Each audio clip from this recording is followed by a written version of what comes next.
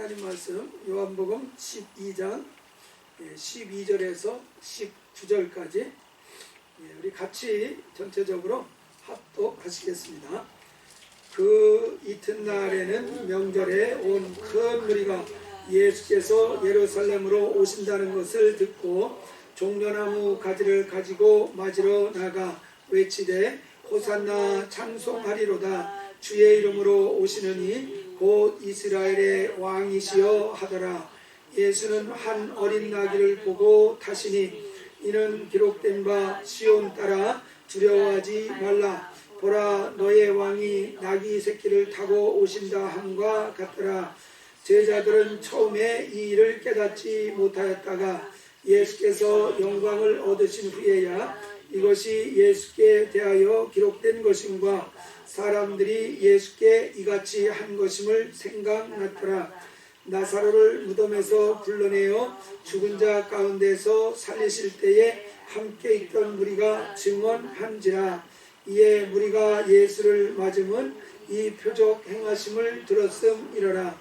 바리새인들이 서로 말하되 볼지어다 너의 하는 일이 쓸데없다. 보라 온 세상이 그를 따르는도다 하니라. 아멘. 저기 임집사님 볼륨을 조금만 더 크게 해주시네요. 고맙습니다. 오늘 우리 교회 절기로 종려주일입니다. 종려주일이라는 것은 예수님께서 나귀를 타고 예루살렘에 입성을 하시게 되는데 그때에 이스라엘 백성들이 예수님을 대대적으로 환영을 합니다. 그 환영할 때 이 종려가지를 막 흔들고 그리고 종려가지를 나귀가 가는 그 길에다가도 막 깔고 심지어는 자기 옷을 벗어서 막 이렇게 깔기도 하고 그러면서 이렇게 환영을 했기 때문에 종려주일이라고 이렇게 표현을 하고 있습니다. 이 종려가지라고 하는 것은 참 기쁨을 표현하기도 하고 또 승리를 이렇게 의미하는 그런 그 단어이기도 합니다. 그래서 이 종려가지를 막 흔들면서 백성들이 막 환호하면서 그분을 맞이한다는 얘기는 예수 그리스도에 대한 무엇이 있다는 것입니까? 큰 기대가 있다는 얘기입니다. 야, 그분이 지금 입성을 하시는데 그분이 입성을 하시면 뭔가 큰 일을 해주실 것이다. 그분에 대한 바람과 기대가 하늘을 찌르는 그런 그 상황이었습니다. 굉장히 큰 기대를 가지고 있습니다. 근데 기대가 크면 뭣도 커요? 실망도 커요. 나중에 보면은 너무 실망이 커가지고 예수님을 대적하고 오히려 정말 죽음에 넘기는 그런 분노로 돌변하는 그런 일이 생겼습니다. 아시겠죠? 그런데 어쨌든 이와 같이 하늘을 찌를 것 같은 큰 기대가 그들에게 넘쳐나고 있습니다. 호산나 호산나 찬송하리로다. 호산나 호산나 찬송하리로다. 이것도 그들의 기대를 잘 표현하는 내용입니다. 호산나라는 것 히브리어로 보면은 그 호시아나라는 단어거든요. 이 호시아나 이 나라는 것이 제발 부디 간절히 그런 뜻입니다. 구원하옵소서 제발 부디 간절히 그런 의미가 호산나 호산나 하는 것인데 바로 자기들을 구원할 것에 대한 큰 기대, 이스라엘을 회복시킬 것에 대한 큰 기대를 갖고 예수님을 이렇게 맞이하고 있기 때문에 호산나 호산나 하는 것입니다. 그래서 여기에서 보면은 찬송을 호산나 호산나 하면서 주의 이름으로 오시는 이 곧 이스라엘의 왕이시여 하고 이렇게 표현을 하고 있습니다. 이것도 그들의 기대를 잘 보여주고 있습니다. 이스라엘의 왕이라고 하는 것은 무엇을 기대하는 표현이겠습니까? 자기들을 다스려 주옵소서. 자기들의 나라를 살려주시옵소서. 나라가 정말 부강하게 그냥 든든하게 다윗 시절의 그 왕국과 같은 그런 부강한 든든한 그런 나라를 세워 주옵소서 하는 뜻에서 이스라엘의 왕이시여 하면서 이렇게 크게 외치는 그런 모습으로 예수님을 맞이를 하고 있습니다. 그런데 그들의 기대와는 뭔가 맞지 않는 그런 부분이 분명히 있었습니다. 그러니까 그들의 기대와 다른 그런 일이 진행이 되고 있다는 것에 대해서 힌트를 준다고 할까요? 그런 것들을 보여주는 그런 장면이 분명히 있었습니다.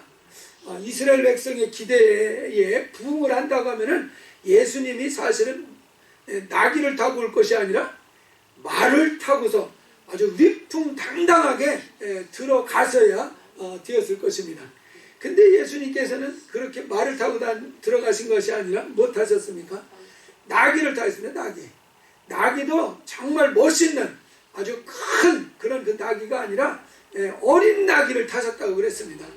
그러니까 나귀 중에서도 조금 볼품없는 그런 합질 나귀, 그런 나귀를 타고서 그 예루살렘 성을 입성을 하신 것입니다. 그들이 기대하는 것과는 조금 뭔가 다른 그런 그 모습을 예수님께서 이제 보여주시고 있는 것입니다.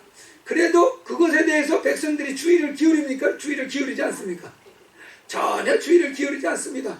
그것에 대해서 별로 신경 쓰지 않고 있습니다. 그만큼 자기들의 기대가 예수님에게 막 투영이 너무 강하게 되어져 있어가지고 그렇지 않다라는 것에 대한 그런 그 사인이 있는데도 그것을 주목하지 못하고 그냥 건너먹는 이런 상황이 되어버린 것입니다. 거기에서 이제 비극이 시작이 되는 것이죠. 주님이 재림하실 때는 무엇 타고 오시는지 아십니까? 그때는 말 타고 오십니다. 백마를 타고 오신다고 말씀을 하고 있습니다.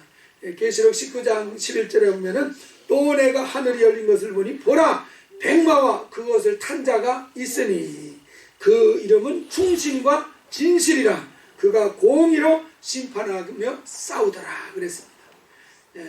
이분이 누구를 얘기하시는 거겠습니까? 그리스도 예수를 말씀하십니다. 그리스도 예수의 이름을 여기서는 충신과 진실이라고 이렇게 표현을 했습니다. 그분이 이렇게 정말 충신으로서 진실을 가지고 와서 마귀를 심판하고 그리고 모든 사람들을 백보자 앞에서 이제 심판하는 그런 일을 할 것입니다. 그래서 심판을 할 때는 뭘 타고 오시느냐? 백마를 타고 오신다는 것입니다. 근데 나귀를 타고 오신다는 것은 심판하는 일을 하는 것이 아니라는 것을 분명하게 이렇게 보여주는 그런 사인인 것입니다. 심판하러 온 것이 아니라 은혜를 베풀러 오시는 것이거든요. 죄인의 죄값을 그 몸으로 감당하기 위해서 그분이 예루살렘으로 지금 입성을 하는 것입니다. 그렇기 때문에 그가 심판하는 그런 그 왕으로 이제 오신다고 하면은 뭐 백마를 타고도 오셨겠지만은 지금은 은혜를 베풀러 오시는 것이기 때문에 정말 우리의 죄를 짊어지고 그 죄값을 이제 지불하는 그 십자가 죽음을 감당하기 위해서 오시는 것이기 때문에 거기에 합당한 것, 백마가 합당하겠습니까? 나귀가 합당하겠습니까? 제가 볼 때는 나귀가 훨씬 은혜 베푸시는 주님을 생각할 때는 그것이 훨씬 더 합당한 그런 모습이라는 것을 생각하게 됩니다.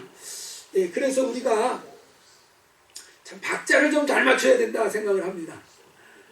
백마 타고 올 것을 기대할 때 주님은 나귀를 타고 오시고 마지막 날 심판할 때는 자비를 베푸소서 뭔가 은혜를 막 기대하려고 하는 사람들이 많이 있을 것입니다. 근데 그때는 사실은 나귀 타고 오기를 기대할지 모르지만 그때는 주님은 뭘 타고 오시느냐? 백마를 타고 오신다는 사실입니다. 그래서 여러분 우리 같이 모여서 함께 친교합시다, 교제합시다 그러면은 꼭 그런 사람이 있어요. 지금은 열심히 밖에 나가서 전도를 해야지 모여서 무슨 그냥 시시덕거리고 놉니까? 전도합시다 이런 사람이 있어요. 그래서 또 이제 전도합시다 하면은 또 뭐라 그럽니까? 전도합시다 하면은 지금은 하나님 앞에 예배를 드려야 될 때입니다. 또 예배 드리자고 또 이렇게 하는 분이 또 있습니다. 무슨 얘기냐면은 박자를 맞춰야 돼. 박자를, 호흡을 잘 맞춰서 우리가 신앙생활을 해나가는데, 이게 박자가 안 맞으면은 그 말 자체는 틀리지 않습니다. 전도하자는 말보다 얼마나 좋습니까? 예배드리자는 말 얼마나 좋은 얘기입니까? 그런데 박자가 안 맞으면은 그것이 효과를 발휘할 수가 없게 되어지고, 더 나아가서 다른 사람의 일이 걸림이 되는 그런 상황이 되어질 수도 있다는 사실입니다. 그래서 우리가 하나님의 의도를 잘 이해할 필요가 있습니다. 아, 하나님이 무엇을 원하시는구나, 지금 이 순간 주님이 나를 향하신 뜻이 무엇이구나, 이것을 잘 분별하고 그 뜻에 박자를 잘 맞춰서 우리가 움직이는 사람이 되어질 때에 우리도 실망하지 않고 하나님도 온전히 영광을 받으시는 그런 그 역사가 이루어지게 될 것입니다. 사실 이 주님께서 십자가에 달려 죽으시려고 하는 이런 뜻을 가지시고 지금 예루살렘에 입성한다는 것을 12사도들조차도 몰랐습니다. 그 12사도들조차도 몰랐어요. 여기에 말씀에 보면은요, 16절에 보면 제자들은 처음에 이 일을 깨닫지 못하였다가, 예수님이 입성할 당시는 이게 왜 나귀를 타고 들어가셨는지 그걸 이해하지 못했다는 것입니다. 그리고 예수님께서 영광을 얻으신 후에야 그분이 죽으신 다음에 부활하시고 하늘로 올려가시는 그런 영광이 나타난 뒤에, 그 다음에 이제 성령이 그들에게 임하셨잖아요. 근데 성령을 받고 난 뒤에서라야 비로소 그때 스가랴서 9장 9절 말씀을 이루시려고 하는 것이었구나, 은혜 베푸시려고 하시는 것이었구나, 그때서야 비로소 그것을 이해하고 깨달았다 그랬습니다. 그래서 저희도 좀 성령 충만하시기 바랍니다. 그래야 그 뜻을 정확하게 잘 분별하고 하나님 앞에 제대로 쓰임받을 수 있다는 것을 보여주고 있습니다. 요한복음 18장 36절 37절에 보면은요, 예수님께서 빌라도 앞에서 신문을 받으시는 내용이 나옵니다. 거기에 보면은 빌라도가 묻습니다. 그러면 내가 왕이 아니냐? 그 말은 네가 왕이냐 아니냐, 이것을 아주 단도직입적으로 물었습니다. 그때 예수님이 뭐라고 대답을 하셨습니까? 예수님도 아주 직접적으로 말씀을 하셨습니다.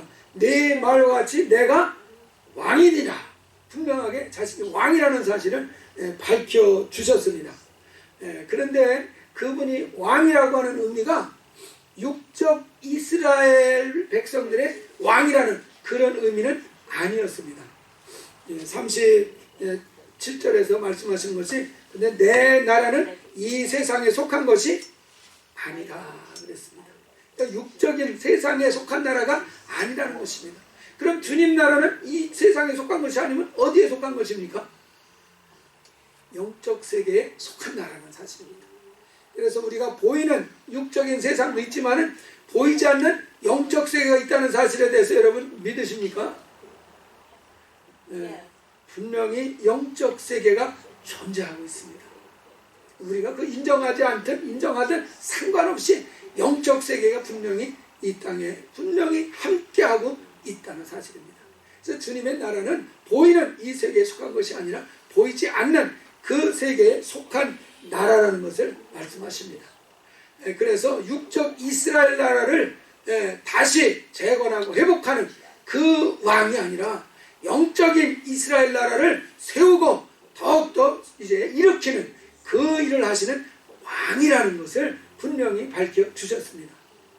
분명히 우리가 알 수 있는 것이 이 육적 이스라엘은 예수님이 십자가에 달려 죽으시고 부활해서 하늘로 올려가신 다음에 한 37년 정도 후에 완전히 이스라엘 나라가 멸망해버렸습니다.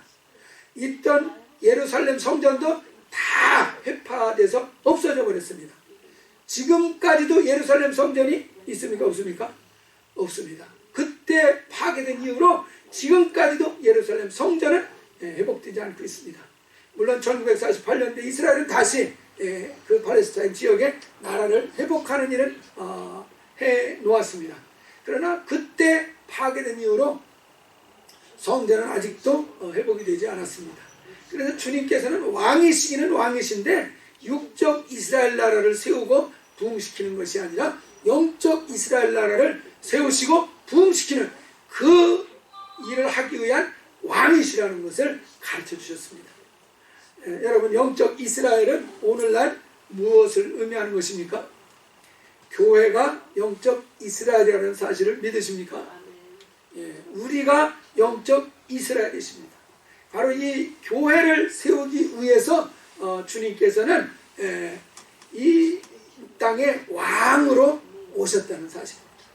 마태복음 16장 18절에 보면 너는 베드로라, 내가 이 반석 위에 무엇을 세웁니까? 내 교회를 세우리니 그러셨습니다. 음부의 권세가 이기지 못하리라. 그러니까 교회를 세우는 것에 대한 플랜은 누가 세우셨어요? 편원본 목사가 세웠나요?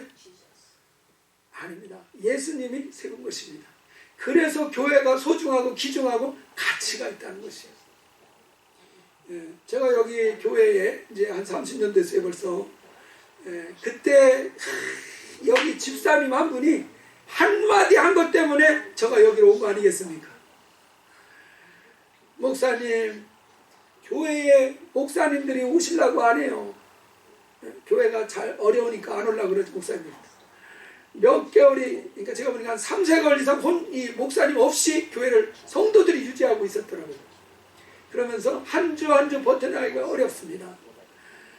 교회가 문을 닫는 것은 하나님 앞에 영광이 되는 일이 아니지 않습니까? 그거 하나님 뜻이 아니지 않습니까? 그 말 한마디가 저를 확 찌른 거예요. 맞지요? 안 맞아요?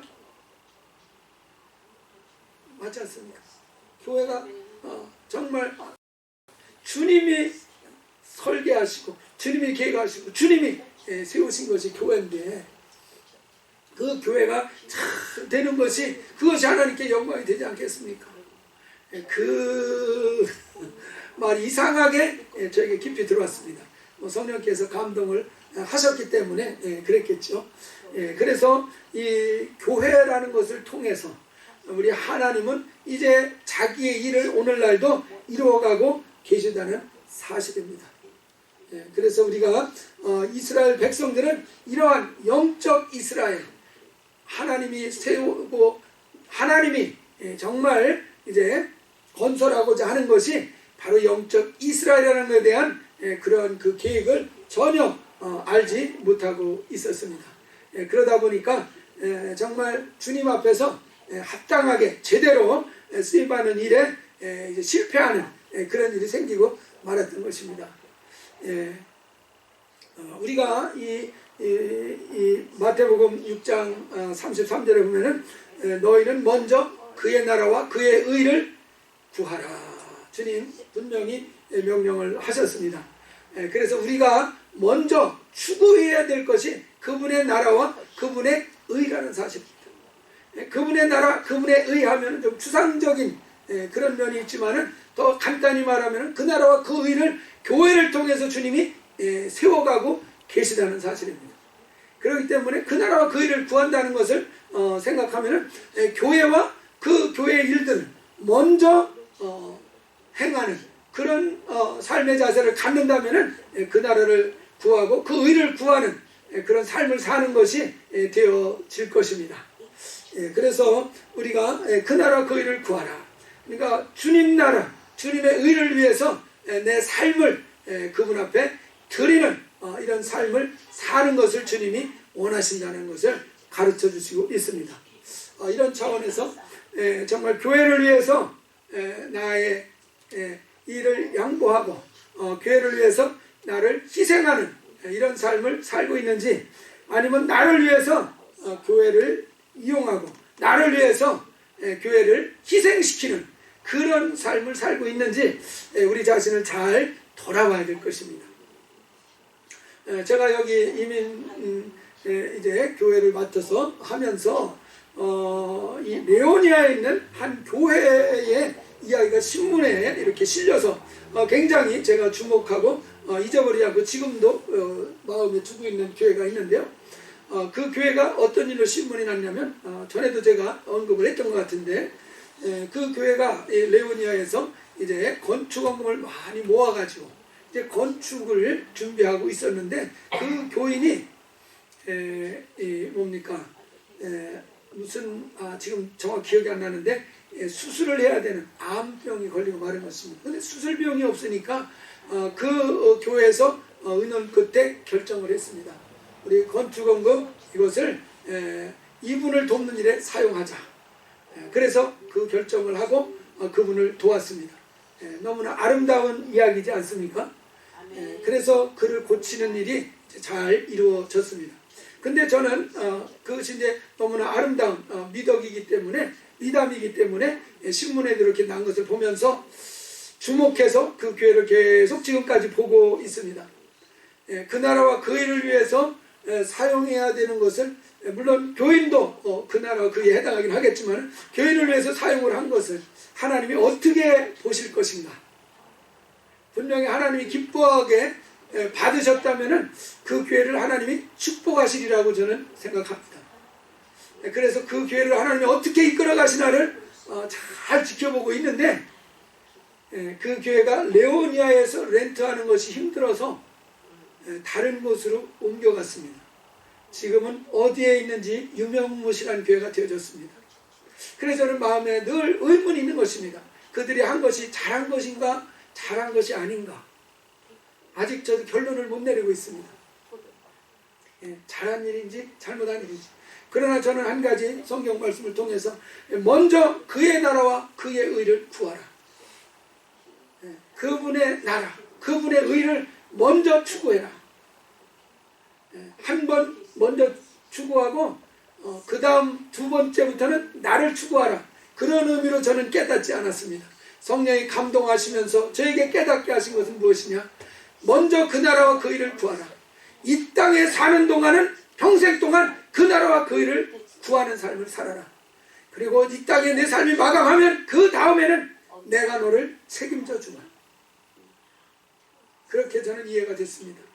여러분, 이 땅에서 우리 육신이 마감된 이후에는 내 영혼을 누가 책임지겠습니까? 조금이라도 내가 책임질 여지가 있겠습니까? 아니면 100% 전적으로 주님이 책임을 지겠습니까? 제가 생각할 때 내가 이 땅에서 육신이 떠난 이후로 나의 영혼은 전적으로 100% 주님께서 책임져 주시라고 저는 믿습니다. 아멘. 내 영혼을 위해서 저 하늘나라에서 내가 무엇을 더 해야 되는 그런 일이 조금 더 남아있지 않을 것이라고 저는 믿습니다. 전적으로 100% 그분이 내 영혼을 책임져 주시고 살펴주신다고 한다면 이제 이 땅에 사는 동안에는 너는 이 땅에서 그 나라와 그 일을 네가 돌보거라. 그게 그 나라와 그 일을 먼저 구하라는 의미로 저는 깨달은 것입니다. 그래서 우리가 이 땅에 있는 동안 통째로 그 나라와 그 일을 항상 먼저 기억하시고 항상 먼저 그 나라 그 일을 구하는 이러한 삶으로 나아간다면 잘못하면 목숨을 잃을 수도 있을 것입니다. 순교를 당할 수도 있을 것입니다. 잘못하면 내 삶이 정말 초라해지는 그런 방향으로 갈 수도 있을지 모르겠습니다. 그러나 그것이 끝이 아니라는 사실을 기억하셔야 됩니다. 그 나라와 그 일을 이 땅에 사는 동안에 온전히 그 나라 그 일을 구하는 삶을 그가 살아갔다면 그 다음부터는 저 하늘나라에서 그분이 온전히 책임져 주실 것입니다. 그러나 이 땅에서 그 나라 그 일을 구하되 한 번 구해놓고 그 다음부터는 계속 자기 먼저 자기 우선 이렇게 살았다고 하면은 하늘나라에서 주님께서 한 번 여러분을 도와주시고 나머지는 하나님이 여러분을 방치하신다고 하면 어떻게 하시겠습니까? 성경은 분명히 심은 대로 거두리라 말씀을 하셨습니다. 심은 대로 거두게 저 하늘나라에서 거두게 분명히 하나님은 하실 것입니다. 그러므로 우리 이 땅에 사는 동안에는 항상 그 나라와 그 의를 정말 주님의 몸된 교회를 소중히 여기고 주님의 몸된 교회를 위해서 자기를 드리고 자기를 희생하기를 계속하는 이런 신앙의 삶을 살아갈 수 있기를 주의 이름으로 축원합니다. 그것이 그 나라와 그 일을 먼저 구하는 것입니다. 바울 같은 경우 그의 삶을 보게 됩니다. 골로새서 1장 24절에 보면은 나는 이제 너희를 위하여 받는 괴로움을 기뻐하고 그리스도의 남은 고난을 그의 몸된 괴를 위하여 내 육체에 채우거라. 바울은 부족함이 없는 사람이었던 것 같습니다. 지적으로도 부족함이 없는 사람이고, 가문적으로 볼 때도 부족함이 없는 사람이고, 신분적으로 볼 때도 부족함이 없는 사람이었습니다. 어느 면으로 보나, 물론 외모는 빼놓고 나머지는 부족함이 없는 사람이었던 것으로 나와 있습니다. 그런데 그 모든 것을 배설물같이 버린다고 그랬습니다. 그리고 그는 어떠한 삶을 사느냐? 그리스도의 남은 고난을 그의 몸된 교회를 위해서 자기는 산다. 교회를 위해서 산다. 그래서 그 교회를 위해서 뭐 좋은 일이 있을 수도 있겠지만은 교회의 그 어려움들이 있지 않습니까? 교회의 아픔, 교회의 힘든 일, 바로 고난이죠. 고난. 그 고난이 교회 안에서 어려운 일, 힘든 일에 해당하지 않겠습니까? 그것을 다 자기가 몸으로 때운다. 이렇게 표현을 하고 있습니다. 고린도전서 10장 32절 33절에 보면은 유대인에게나 헬라인이나 하나님의 교회나 거치는 자가 되지 말아라. 부담이 되는 자가 되지 말아라. 교회를 세우는 자가 되어라. 바울이 권면합니다. 나와 같이 모든 일에 모든 사람을 기쁘게 하여 자신의 유익을 구하지 아니하고 많은 사람의 유익을 구해서 그들로 구원을 받게 하라. 나와 같이 모든 일에 모든 사람을, 그러니까 교회를 얘기하는 것입니다. 교회의 그 사람을 먼저 기쁘게 하는 쪽으로 네가 움직여라. 교회가 유익을 하는 쪽으로 먼저 움직여가라. 그래서 많은 사람, 교회가 유익을 얻게 해서 그들로 하여금 구원을 받게 하고 은혜를 받게 하고 그들로 하여금 더욱더 충성된 주님의 사람으로 세워지게 만들어라. 이렇게 권면을 하고 있는 것입니다. 그래서 바울은 온통 그의 삶은 변화된 뒤에 예수 믿은 뒤에 온통 그의 관심은 교회에 있는 것입니다. 어떻게 하면 교회를 위할 수 있을까? 어떻게 하면 교회를 세울까? 어떻게 하면 교회를 온전하게 만들 수 있을까? 온통 그 고민으로 교회를 향해서 자기의 모든 것을 다 배설물로 다 버려버리고 자기의 모든 것을 그 교회를 위해서 투자하는 이런 참 귀한 모범을 보여주고 있습니다. 이런 차원에서 이 바울은 저 하늘나라에 갔을 때 하나님께서 행한 대로 큰 상급이 있을 것이라 예상을 할 수 있습니다. 분명히 주님은 교회를 통해서 주님은 새 예루살렘 성을 지금 건축하고 계십니다. 하늘나라의 새 예루살렘 성이 교회를 통해서 다 건축이 되고 나면 주님께서는 지체하지 않으시고 이 땅으로 다시 오시게 될 것입니다. 지체하지 않으실 것입니다. 바로 이 땅에 재림을 하시게 될 것입니다. 그때에는 낙이 타고 입성할 때와는 완전히 상황이 다를 것입니다. 백마를 타고 정말 위풍당당하게 모든 사람을 호령하면서 그 나라의 그 위엄을 아주 분명하게 보여주실 것입니다. 우리가 이 정말 예수님이 낙이 타고 입성하실 때 환영하던 많은 인파가 몰려와 있었습니다. 그들의 막 그 종려가지를 들고서 막 환영하는 것이 제가 볼 때는 주님을 환영하는 것, 그 주님을 예배하는 모습으로 봐도 될 것 같습니다.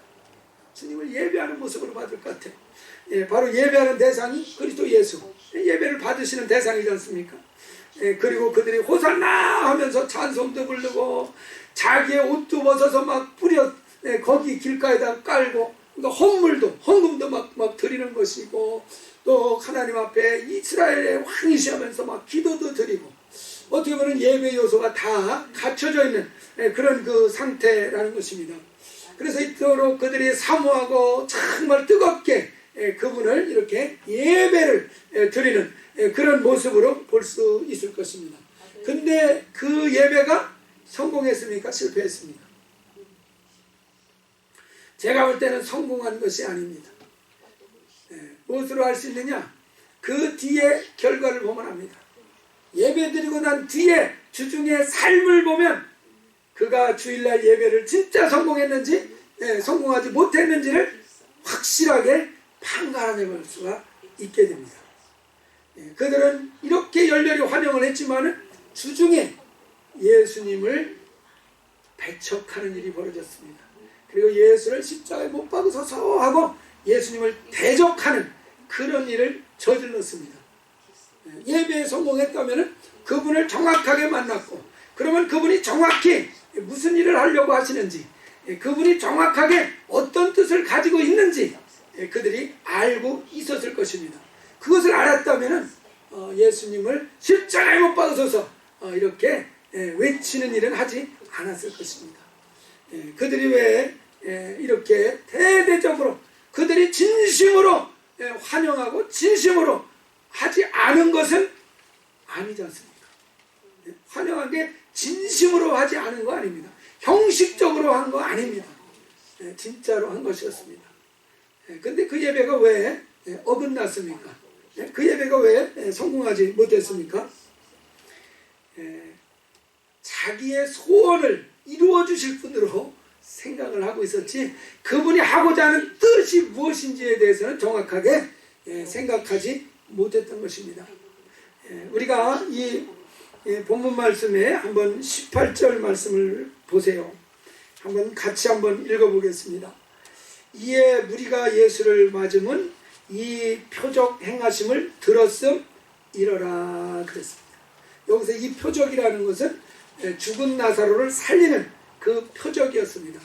그렇지 않아도 예수님께서 수많은 이적을 일으켰다는 소문을 들었는데, 며칠 전에 이 죽은 나사로, 나으리라 된 나사로를 무덤에서 일으켜내는 놀라운 이적을 나타내 놓은 것입니다. 그러니까 사람들이 생각할 때 이만한 능력을 가진 분이라고 하면은 이스라엘 나라 못 살려내겠느냐, 이스라엘 나라 온전히 로마에서 회복시켜내지 못하겠느냐, 충분히 기대할 만하지 않습니까?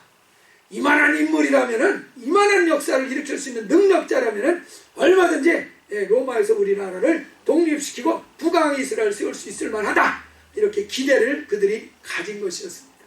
그래서 그 기대 때문에 그들이 몰려들었습니다. 바로 표적을 보고 사람들이 몰려들어서 그분을 환호하고 그분을 예배하는 그런 일을 했습니다. 그렇지만은 그들의 예배가 온전히 하나님 앞에 성공하는 그런 예배가 되어지지는 못했습니다. 그래서 저는 이렇게 우리가 정말 귀신을 내어 쫓고 병든 자를 고치고 능력과 이적을 우리가 체험을 합니다. 저희도 그런 역사를 일으키는 그런 귀한 교회에서 신앙생활을 저 같은 경우도 했습니다. 그런데 그런 이적과 역사를 보면 사람들이 모여요, 안 모여요? 모여요. 모이잖아요. 주일날도 빼놓고 가잖아요. 모입니다. 그런데 그들이 놓치고 있는 것이 있다는 사실이에요. 하나님의 뜻을 놓치기가 쉬워요. 이적과 표적을 일으키는 곳에 가면은 내가 당장 병 고침받는 혜택을 받을 수 있습니다. 당장 문제 해결 받을 수 있는 역사를 체험할 수 있습니다. 당장 유익을 얻을 수 있는 일은 할 수 있습니다.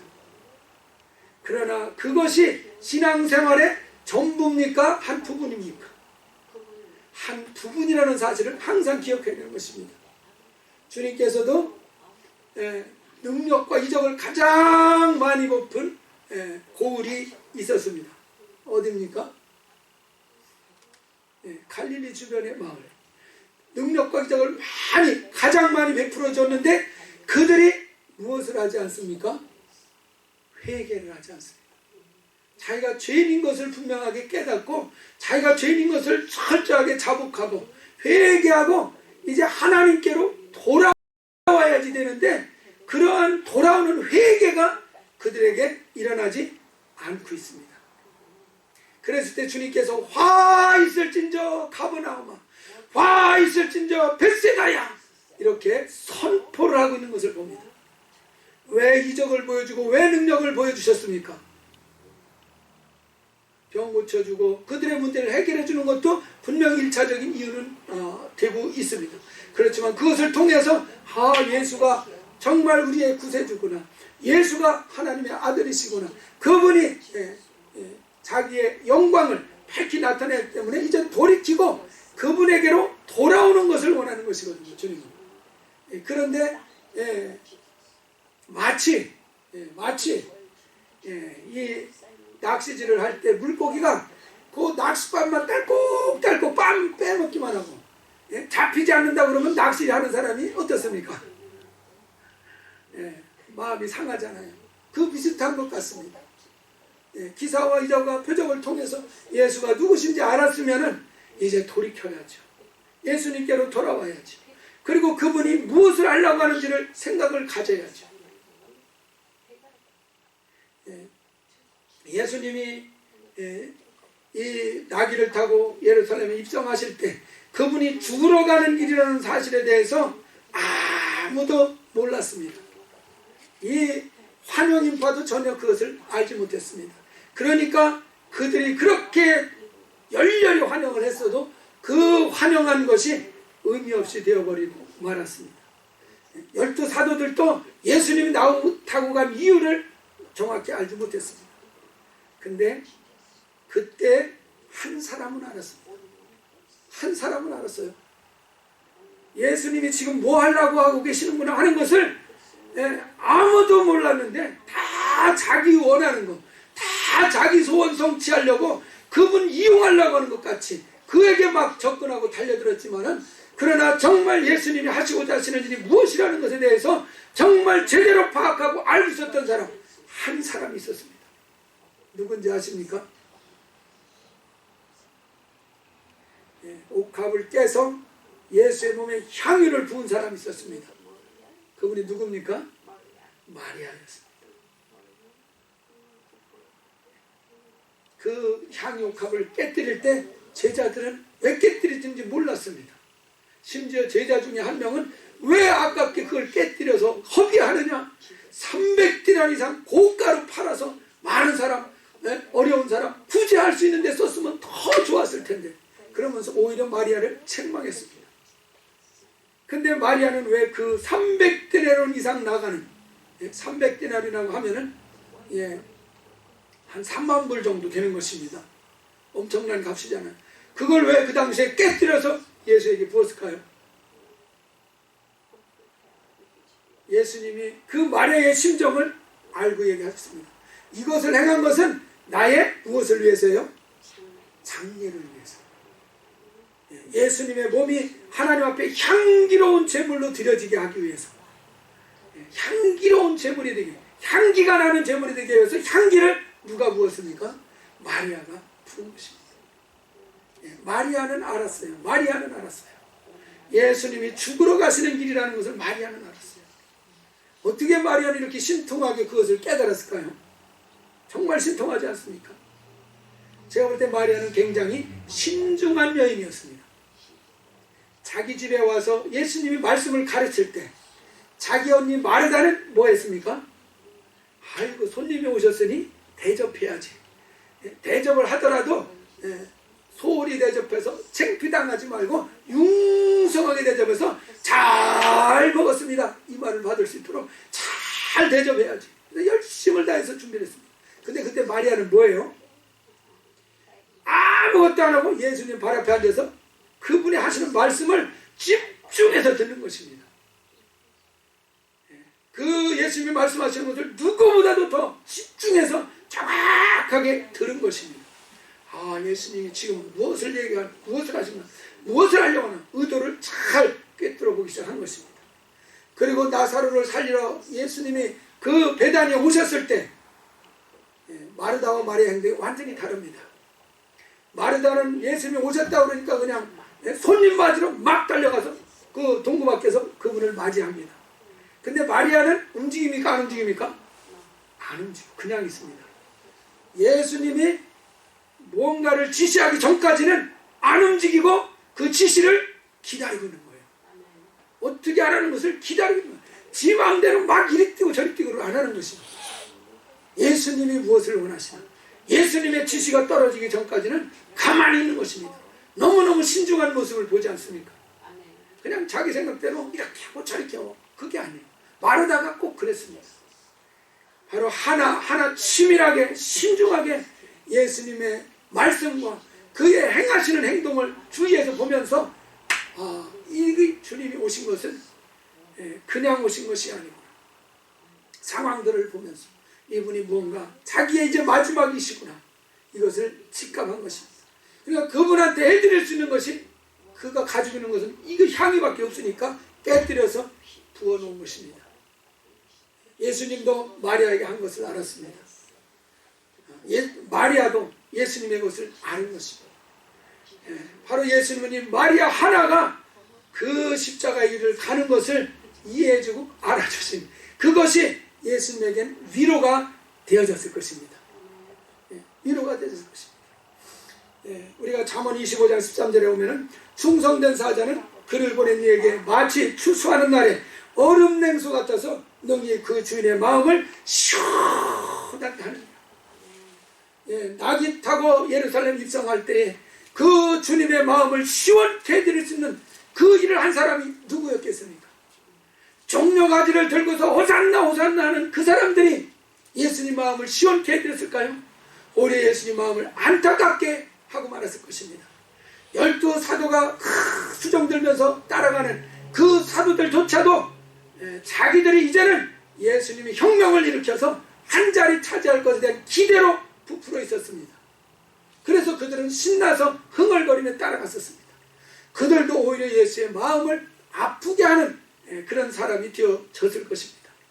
그러나 한 사람 마리아만큼은 그 향유를 갖다 부음으로써 그분의 마음을 알아들이고 그분의 마음을 시원케 해드리는 그 일을 한 마리아 한 사람이 있었다는 사실입니다.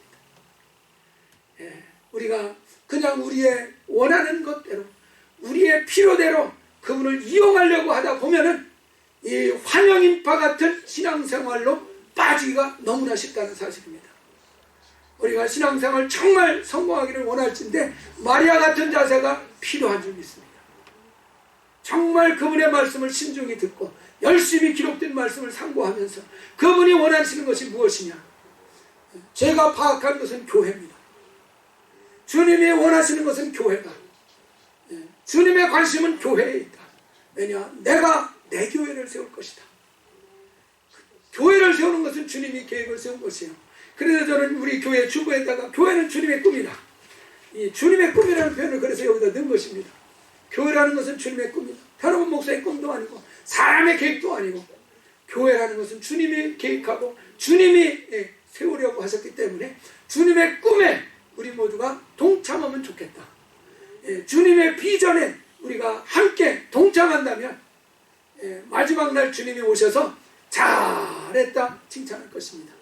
정말 마리아와 같이 주님의 그 비전에 주님의 꿈에 우리가 잘 동참을 하셔서 이 땅에 사는 동안에 주님 마음을 시원하게 해드리는 삶을 사실 수 있기를 주의 이름으로 축원합니다.